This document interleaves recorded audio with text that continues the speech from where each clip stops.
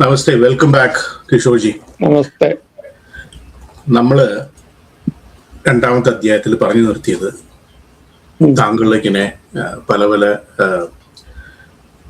Work vice നല്ലൊരു ഫേസിൽ വന്നപ്പോൾ നിങ്ങൾ നോൺ വെജും അതും ഇതുമൊക്കെ സ്റ്റാർട്ട് ചെയ്തു, എന്നിട്ട് അത് താഴേക്ക് പോയി എന്നുള്ള ഒരു അവസ്ഥയിലാണ് നമ്മൾ പറഞ്ഞു നിർത്തിയത്. അത് കണ്ടിന്യൂ ചെയ്യും. അപ്പൊ അത് താഴേക്ക് പോയതിനു ശേഷം ഞാൻ വീണ്ടും അതിനുള്ള ശ്രമം ആരംഭിച്ചു.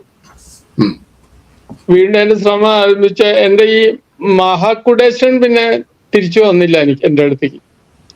കാരണം എന്താ വെച്ചാൽ ഞാൻ അങ്ങേരിക്കുള്ള രുദ്രവും ചമകവും ഒക്കെ സ്റ്റോപ്പാക്കി. അത് അതിന് 1 മണിക്കൂർ വേണം ചൊല്ലാൻ. അപ്പൊ അതൊക്കെ ഞാൻ കട്ട് ചെയ്തു. അത് കട്ട് ചെയ്തപ്പോ അങ്ങേരും ഇത് കട്ട് ചെയ്തു. അങ്ങനെ അപ്പൊ എന്റെ കൂടെ ശരിക്ക് പറഞ്ഞ എന്റെ കൂടെ ഉണ്ടായിരുന്ന ശിവനാണ്, ഭഗവാൻ. ഈ ഭഗവാനിൽ നിന്നാണ് ഞാൻ മഹാകുടേശത്തിലേക്ക് മാറിപ്പോയത്. അപ്പോ ഈ ഭഗവാൻ എന്റെ കൂടെ തന്നെ നിന്നു. മഹാകുടേശത്തിൽ നിന്നാണ് പക്ഷെ എനിക്ക് ആ ദിവ്യ ശക്തികൾ കിട്ടിയത്. അതിൻ്റെ ഉള്ളിൽ ശിവൻ വീണ്ടും കയറിയിരുന്നു. അപ്പോ അതുകൊണ്ട് എന്റെ ആ ശക്തികൾ അത്ര പിന്നെ വർക്കൗട്ട് ആയില്ല. ഞാൻ ചോദിച്ചോട്ടെ, ഈ മഹാകുടേശ്വരും ശിവനുമായിട്ടുള്ള എനർജി ലെവലില് എന്ത് ഡിഫറൻസ് ആണ് നിങ്ങൾക്ക് ഫീൽ ചെയ്തിട്ടുള്ളത്? അതിന്റെ എനർജി, മഹാകുടേശ്വരന്റെ എനർജി ഭയങ്കര ഭയങ്കര പവർഫുൾ ആണ്. ഭയങ്കര തീയാണ്. തീ എന്ന് പറഞ്ഞാൽ അത്ര തീ ഭയങ്കര പവർഫുൾ ആണ്. എനർജി ആണെന്നാണോ പറയുന്നത് മഹാകുടേശ്വരൻ? അല്ലല്ല, ഭൈരവൻ അവിടെ വേറെ ഇരിക്കുന്നുണ്ട്. ഇത് മഹാകുടേശ്വരൻ ഈ ശ്രീരാമന്റെ കാലത്ത് അവിടെ ഏതോ ഒരു അസുരനെ കൊല്ലാൻ വേണ്ടിയിട്ട് അവരുടെ കഥ അങ്ങനെയാ അവര് പറയണത്. അവിടെ വന്നിട്ട് അത് അവിടെ പ്രത്യക്ഷപ്പെടുകയും എന്നുവെച്ചാൽ മഹാകുടേശ്വരൻ എന്ന് പറഞ്ഞ ദേവത ഒരു സന്യാസ ദേവത. എന്ന് വെച്ചാല് മാരീഡ് അല്ല, ഭഗവാൻ മാരീഡ് അല്ല. അപ്പൊ സിംഗിൾ ആണ്. അപ്പൊ കുറച്ച് സിംഗിൾ ആയ ആൾക്കാരെ എപ്പോഴും കുറച്ച് സ്ട്രോങ്ങും ഒരു സ്വഭാവത്തിൽ കുറച്ച് വ്യത്യാസം ഉണ്ടാവും. അപ്പൊ ഈ അതോടുകൂടി ദേവിക്ക് ഭർത്താവ് ഇല്ലാണ്ടായപ്പോ ദേവി വന്നിട്ട് തൊട്ടപ്പുറത്ത് ബദാമിയിൽ തന്നെ ബനിശങ്കരി അമ്മ എന്ന് പറഞ്ഞൊരു തൊട്ടപ്പുറത്തെ അറിയാം അല്ലെ? അവിടെ അപ്പുറത്തന്നെ ഇരിക്കുന്നുണ്ട്, ബദാമിയിൽ ഇരിക്കുന്നുണ്ട് അമ്മ.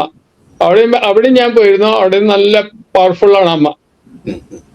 അപ്പൊ കർണാടകയില് ബൻശങ്കരി ഭയങ്കര ഫേമസ് ആണ്. ഞാൻ പഠിച്ച കോളേജിനടുത്തൊരു ബൻശങ്കരി ടെമ്പിൾ ഉണ്ട്. ബൻശങ്കരി എന്നായിരുന്നു സ്ഥലത്തിന്റെ പേര് തന്നെ, ബൻശങ്കരി എന്നായിരുന്നു.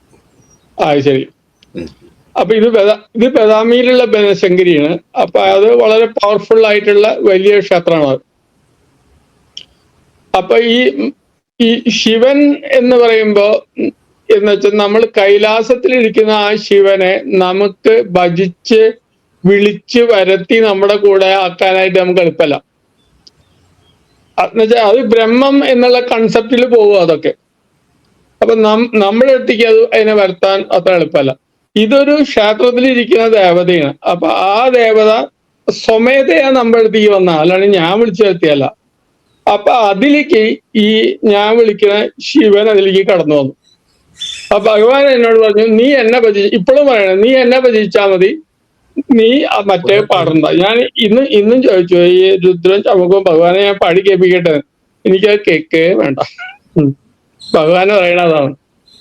അപ്പൊ അത് ആ പർട്ടിക്കുലർ ക്ഷേത്രത്തില് രാവിലെയും വൈകുന്നേരവും സ്ഥിരമായിട്ട് ചെയ്യണ ഒരു പൂജയാണത്. അപ്പൊ അത് ഇതിന് താല്പര്യം. ഇപ്പൊ എന്റെ അടുത്ത് ഇരിക്കുന്ന ദേവതകളൊക്കെ ഇവിടെ നിന്ന് തന്നെ ഈ പ്രപഞ്ചത്തിൽ നിന്ന് വന്നതാണ്, അല്ലാണ്ട് ഏതെങ്കിലും ക്ഷേത്രത്തിൽ നിന്ന് ഞാൻ വിളിച്ചു വരുത്തിയല്ല. പക്ഷെ ക്ഷേത്രത്തിലേക്ക് പോയാൽ ഈ അവിടെയുള്ള ദേവതകള് ഞാനുമായിട്ട് കണക്ട് ആവുകയും അവരെന്നോട് സംസാരിക്കാൻ തുടങ്ങുകയും ചെയ്യും. അങ്ങനെയുള്ള ഒരു പ്രത്യേകത. അത് വേറെ ഒരാൾക്ക് പറഞ്ഞാൽ മനസ്സിലാവും. അതാണ് സാധാരണ ആൾക്കാരോട് പറഞ്ഞാൽ അവര് എനിക്ക് ഭ്രാന്താന്ന് പറയും. അങ്ങനത്തെ ഒരു അവസ്ഥയാണ് അതിന്. അപ്പൊ അതിന്റെ ഒരു ഇപ്പൊ ആ പവേഴ്സിന് ഒരു ഉദാഹരണം ഞാൻ പറയട്ടെ. 2 ഉദാഹരണം എനിക്ക് അതിന്റെ ഉണ്ട്, പറയാം. അതൊന്ന്, ഞാൻ ഈ കാലഘട്ടത്തിൽ തന്നെ ഒരു ദിവസം ഗുരുവായൂർ പോയി അമ്പലത്തിൽ. ഞാൻ സാധാരണ അമ്പലങ്ങളിൽ പോവില്ല, വീട്ടിൽ ഇരുന്നാൽ തന്നെ എനിക്ക് ഭഗവാൻ അവിടെ ഉണ്ട്. പിന്നെ എനിക്ക് അമ്പലത്തിൽ ഭഗവാനെ തപ്പി പോകേണ്ട കാര്യമില്ല. ഗുരുവായൂർ അമ്പലത്തിൽ ഞാൻ പടിഞ്ഞാറേ നടയിൽ ഗുരുവായൂർ അമ്പലത്തിൽ പോയിണ്ടോ? ഉണ്ട് ഉണ്ട് ഉണ്ട്. പടിഞ്ഞാറേ നടയിൽ കൂടെ ഞാൻ കൊടിമരത്തിന്റെ അവിടെ പോയി നിന്നിട്ട് ഭഗവാനെ തൊഴാനുള്ള ഐഡിയ വെച്ചിട്ട് ഞാൻ അങ്ങോട്ട് ഉള്ളിൽ കയറി. ഇങ്ങനെ ഉള്ളിൽ കയറി ഇങ്ങനെ നടക്കുമ്പോ പെട്ടെന്നൊരു അനൗൺസ്മെന്റ് വന്നു, ഭക്തജനങ്ങൾ ശ്രദ്ധിക്കുക, നിങ്ങളുടെ കയ്യിലുള്ള പേഴ്സും ആഭരണങ്ങളും നിങ്ങൾ തന്നെ സൂക്ഷിക്കണം, അത് നഷ്ടപ്പെട്ടാൽ ക്ഷേത്രം ഉത്തരവാദിത്തമില്ല. ആ ഇടയ്ക്കിടയ്ക്ക് അവർ വിളിച്ചു പറയും. അപ്പൊ ഞാൻ വിചാരിച്ചു നമ്മളെ കഷ്ടപ്പാടും സങ്കടങ്ങളൊക്കെ നമ്മൾ പറയാനാണല്ലോ അമ്പലത്തിൽ പോണേ, അപ്പൊ അവിടെ തന്നെ കഷ്ടായാല നമ്മുടെ മാലും പേഴ്സും പോയാൽ നമുക്ക് കഷ്ടാവില്ലേ? അപ്പൊ ഈ കള്ളന്മാരെ നമ്മളെങ്ങനെ അറിയാൻ പറ്റും? നമുക്ക് കള്ളന്മാരെ നമ്മൾ കക്കുണ്ടോ നോക്കിയിട്ട് ഭഗവാനെ പ്രാർത്ഥിക്കാൻ പറ്റും? അത് നടക്കില്ലല്ലോ. അപ്പോൾ അങ്ങനെ ഞാൻ ചിന്തിച്ചുകൊണ്ട് നടക്കവേ ഈ ഭഗവാൻ ഞാനുമായിട്ട് കണക്റ്റായി. അതാണ് എന്റെ ഇത്. ഞാൻ ഈ കൊടിമരത്തിന്റെ അവിടെ പോയി നിന്ന് ആ വിളക്കിലേക്ക് നോക്കി ഭഗവാനെ ഹരേ രാമ ഹരേ കൃഷ്ണ എന്ന് പറഞ്ഞിട്ട് പ്രാർത്ഥിച്ചു. ഈ കറക്റ്റ് ടൈമിന് ഒരു പോലീസുകാരൻ ആ വടക്കേ നടയുടെ വാതിക്കൽ നിന്ന് ഇങ്ങോട്ട് കടന്നു വന്ന് അകത്തേക്ക് വന്ന് എന്റെ മുമ്പിൽ ഒരാൾ നിൽക്കണ്ടായിരുന്നു. ഒരാൾ ഭഗവാനെ തൊഴുതോണ്ട് നിൽക്കണ്ടായിരുന്നു. അയാളുടെ പുറത്തൊരു തട്ട്. അപ്പൊ അയാൾ തിരിഞ്ഞു നോക്കിയപ്പോ ഈ പോലീസുകാരൻ ചോദിക്കണേ, എടാ നീ എന്നാണ് ജയിലിൽ നിന്ന് വന്നത്? ഞാൻ ശരിക്കും ഞെട്ടിപ്പോയി. അപ്പൊ ഭഗവാൻ ഭക്തന് ഭഗവാൻ തൊഴുതോണ്ടിരിക്കുക. അപ്പൊ അയാൾ പറയാ ഞാനൊരു വഴിപാട് ചെയ്യാൻ വന്നതാണ് സാറേന്ന്. അതൊക്കെ ചെയ്തൊക്കെ മതി നടക്കുന്നു പറഞ്ഞ് അയാളെ വിളിച്ച് പോലീസ് പോയപ്പോ ഞാൻ വിചാരിക്കുക ഭഗവാൻ ഭക്തനെ കാണിച്ചു കൊടുക്കും ശരിക്ക്. ഇപ്പൊ ഞാനൊക്കെ നിറയെ ഭഗവാനെ വിളിക്കുന്ന ഒരാളായാലും എന്റെ കൺമുമ്പിൽ തന്നെ നിന്റെ മുമ്പിൽ തന്നെ നിൽക്കണം, കണ്ടില്ലേ?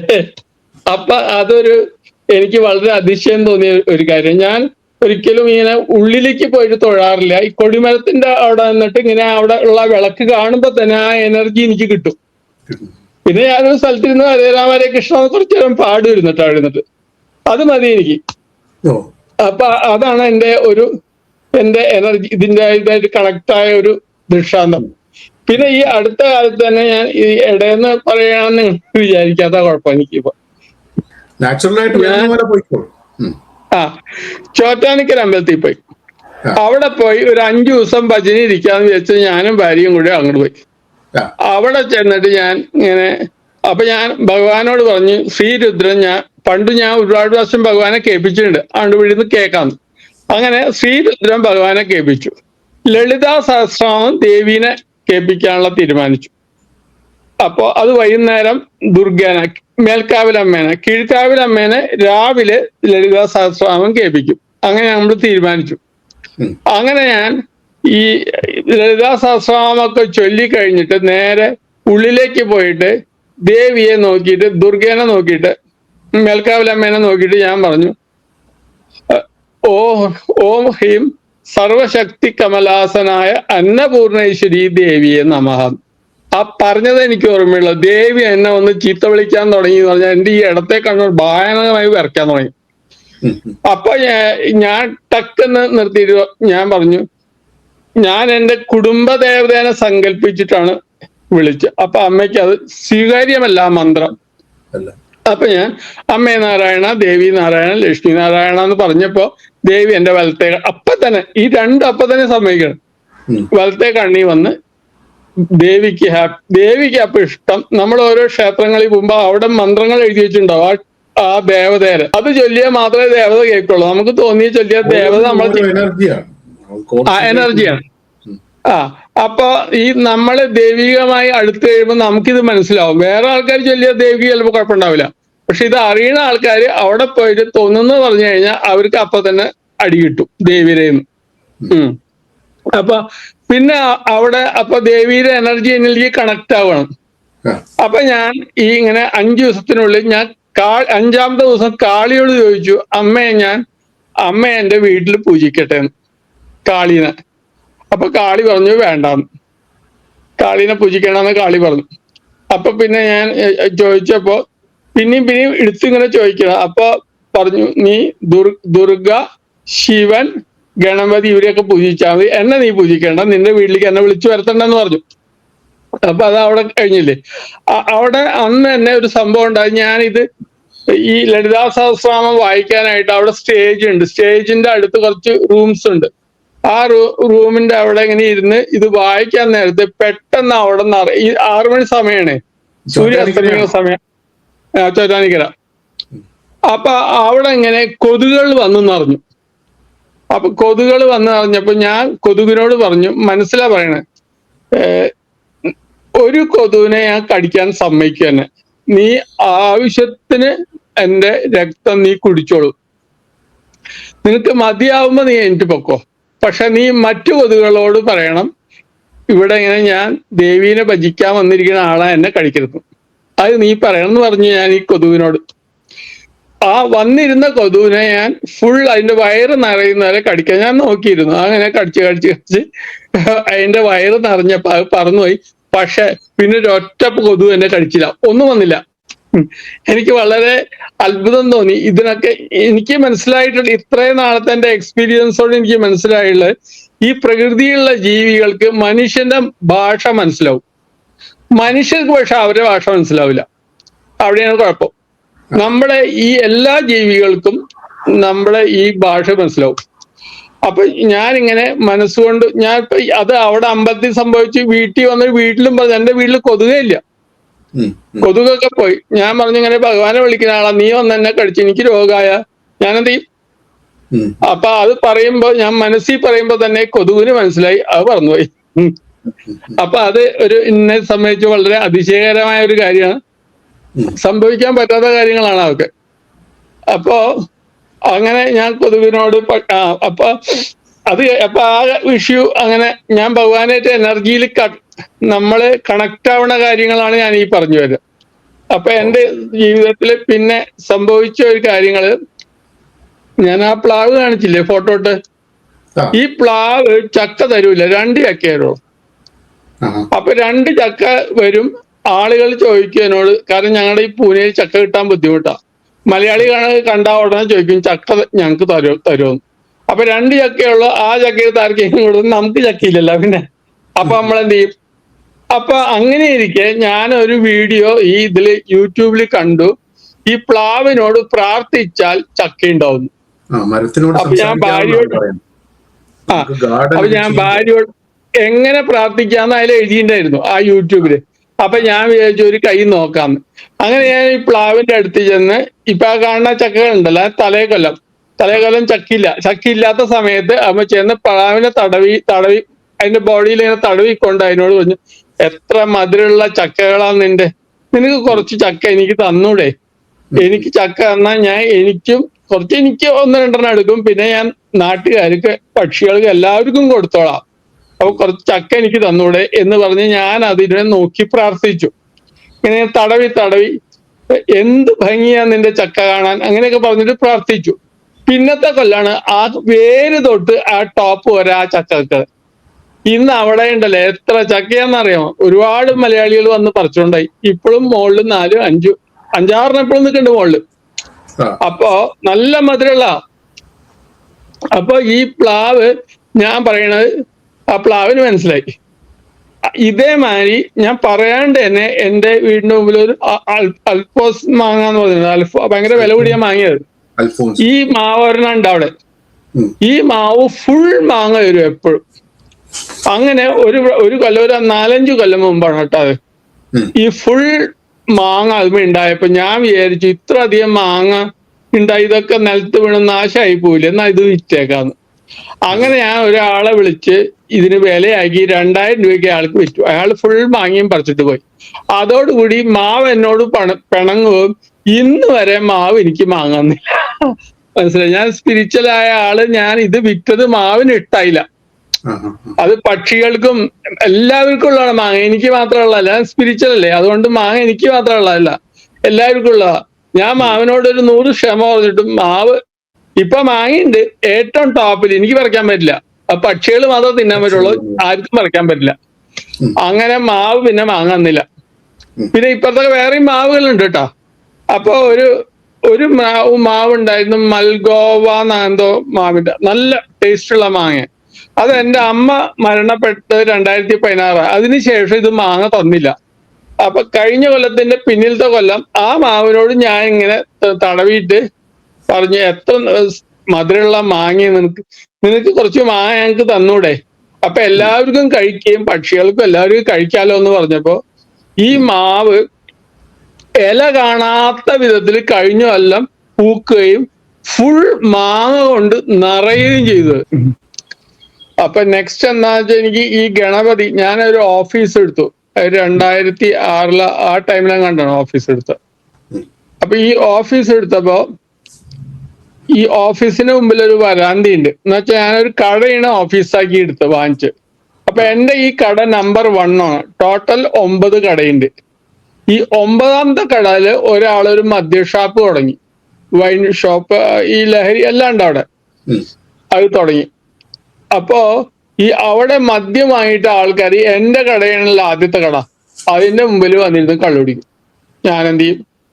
അപ്പൊ ഞാൻ കടക്കാരനോട് ചെന്ന് പറഞ്ഞു, ഇത് ശരിയാവില്ല, എനിക്ക് ദിവസവും ഈ അടിച്ചു വാരണ അവര് വേസ്റ്റ് ഇടും, കള്ളു കുടിച്ച പാത്രമൊക്കെ അവിടെ എറിഞ്ഞിടും. അപ്പൊ അത് എനിക്ക് ശരിയാവില്ല.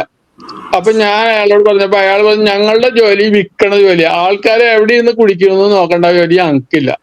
അങ്ങനെ അവര് കൈമലത്തി.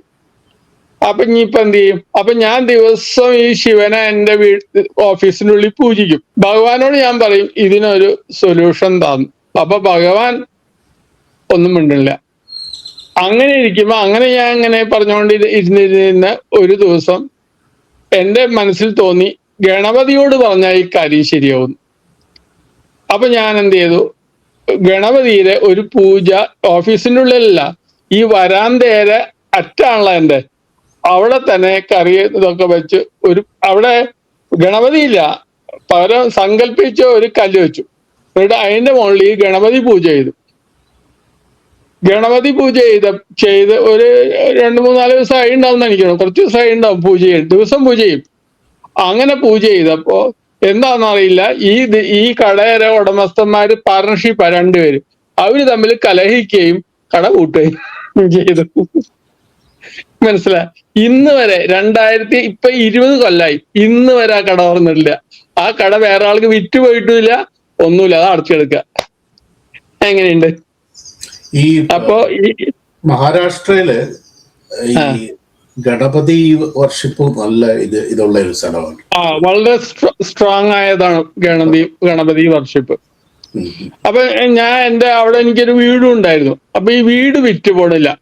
അപ്പൊ ഞാൻ എന്ത് ചെയ്തു, ഈ ഗണപതി ഉത്സവം വരുമല്ലോ അവിടെ, ഗണപതി ചതുർത്ഥിക്കാണ് ഉത്സവം വരെ, ഈ ഓഗസ്റ്റ് മാസത്തിലെങ്ങാണ്ടാണ് ആ ഉത്സവം. അപ്പൊ ഞാൻ എന്ത് ചെയ്തു, എന്റെ ഈ വീട് നിൽക്കണതിന്റെ ചുറ്റും ഗണപതികളെ വെച്ചിട്ടുണ്ട് ആൾക്കാര്. എല്ലാ ഗണപതിയും എടുത്തു പോയി പ്രാർത്ഥിച്ച് അവിടെയൊക്കെ പൈസ ഇട്ട് ഞാൻ പറഞ്ഞു, എന്റെ ഈ വീടൊന്ന് വിറ്റ് തരണമെന്ന്. കറക്റ്റ് ഗണപതി ഉത്സവം കഴിഞ്ഞപ്പോ വീടും വിറ്റു. മനസ്സിലായി? അപ്പൊ ഈ കട ഞാൻ ഇപ്പോഴാ വിറ്റ്, ഈ കഴിഞ്ഞല്ലോ ഓഫീസ് വിറ്റ്, അതുവരെ വാടക എടുത്ത് കഴിഞ്ഞ ഇതിലാണ് അത് വിറ്റുപോയത്. അപ്പൊ വിൽക്കുന്ന വെച്ചാൽ ഞാനിപ്പോ വർക്ക് ചെയ്യണില്ല, വർക്ക് ചെയ്യാത്തോണ്ട് അത് ദൂരെയാണ്. ഇപ്പൊ ഇവിടെ നിന്ന് 15 കിലോമീറ്റർ ദൂരെയാണ്. അപ്പൊ എനിക്ക് അവിടെ ഇടയ്ക്കിടയ്ക്ക് പോവാനും വരാനും ഒക്കെ ബുദ്ധിമുട്ടായി. അപ്പൊ ഞാൻ അത് വിറ്റു. അപ്പൊ അതാണ് ഗണപതിയുടെ നമ്മുടെ ഇത്. പിന്നെ ഞാൻ എൻ്റെ ഈ കമ്പനിയില് ഒരു മീനെ വളർത്തിയിരുന്നു ഞാൻ. ആ മീന് ദിവസം ഞാൻ ചപ്പാത്തി ഇട്ട് കൊടുക്കും. ഒരു മീനല്ല, 3-4 മീനുണ്ട്. അപ്പൊ അതിന് ചപ്പാത്തി ഇട്ട് കൊടുക്കും. ചപ്പാത്തി കഴിക്കും മീൻ. അത് ഞാൻ മീനെ വാങ്ങിയപ്പോ തന്നെ അവരോട് ചോദിച്ചു, ഇത് എന്താ കഴിക്കാന്ന്. അപ്പൊ ചപ്പാത്തിയാന്ന് പറഞ്ഞു. ഈ പുഴയിലുള്ള മുഷ് എന്ന് പറഞ്ഞ മീന, ഇങ്ങനെ മീശയായിട്ട്, അത് വളരെ വലുതാവും അത്. അപ്പൊ ഞാനിങ്ങനെ ചില ദിവസം അങ്ങോട്ട് ഇത് ഇടാൻ വരില്ല, ചപ്പാത്തി ഇടാൻ വരാത്ത ദിവസം, അങ്ങനെ വരാത്ത ദിവസം അതിലൊരു മീനാണ് വലുതായി. ആ വലുതായ മീൻ മറ്റേ മീനുകളൊക്കെ പിടിച്ചു തിന്ന്, അങ്ങനെ അവസാനം ഒറ്റ മീനായി. ബാക്കി 3 അത് പിടിച്ചു തിന്നു. അപ്പൊ പിന്നെ ഞാൻ 3 മീനെയും കൂടി കൊണ്ടിട്ടു.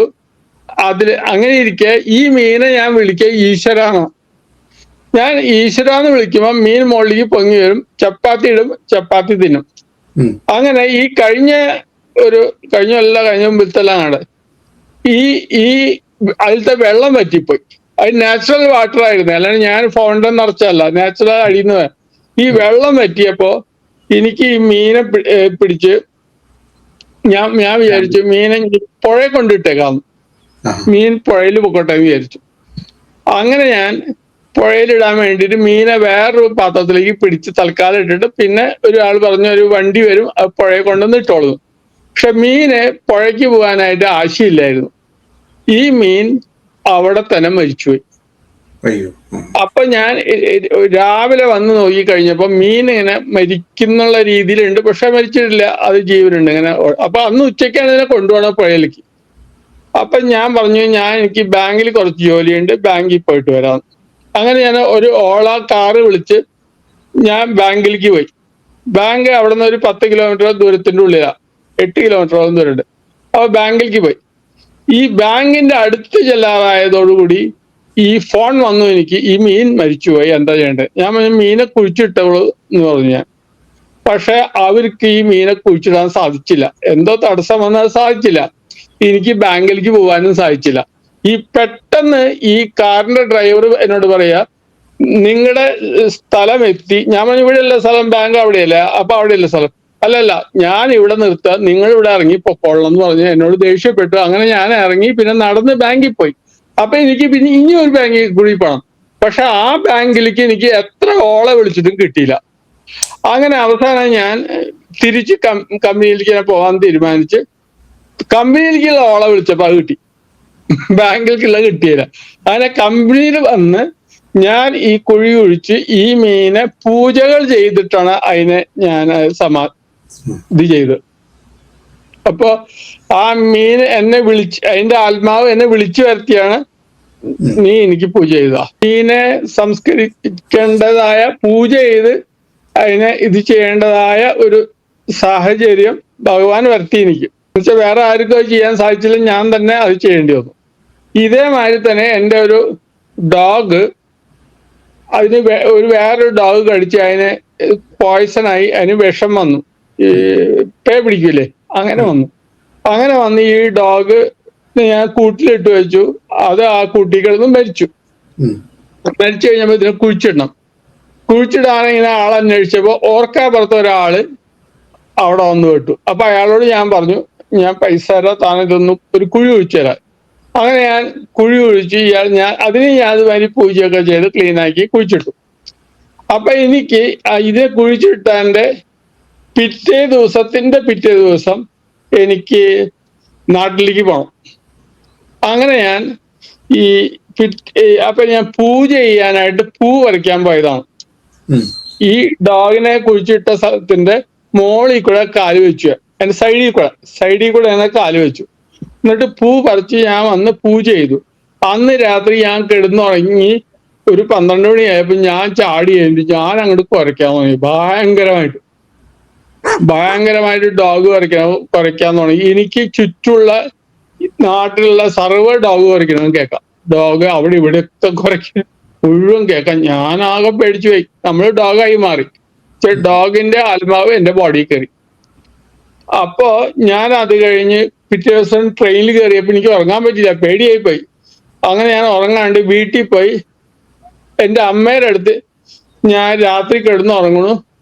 ഞാൻ എനിക്ക് മുട്ടുകുത്തി എന്നിട്ട് ഭയങ്കര കുര. ചുറ്റുള്ള സർവ്വ ഡോഗുകളും കുരയ്ക്കണമെങ്കിൽ കേൾക്കാൻ പറ്റും, അങ്ങനെ കുര. ഞാൻ ആകെ ഇനി എന്താ ചെയ്യാ, ഇതിനെ മേലിന്ന് കളയണ്ടേ. അപ്പൊ ഞാൻ അങ്ങനെ എനിക്ക് പരിചയമുള്ള ഒരു തിരുമേനിയുണ്ട്, ദിവാകരൻ തിരുമേനി, അങ്ങനെ പേര് ഗുരുവായൂർ അടുത്തുള്ള. അപ്പൊ അങ്ങേരെ അടുത്ത് പോയപ്പോ അങ്ങേർക്ക് ഈ പൂണൂര് വെച്ചിട്ടുള്ള ചില ടെക്നിക്സ് അറിയാം. ആ ടെക്നിക്കില് അങ്ങേര് നോക്കി കഴിഞ്ഞപ്പോ എന്റെ മേല് ഈ ഡോഗിന്റെ ആത്മാവ് കയറിയിരിക്കുന്നതായിട്ട് കണ്ടു.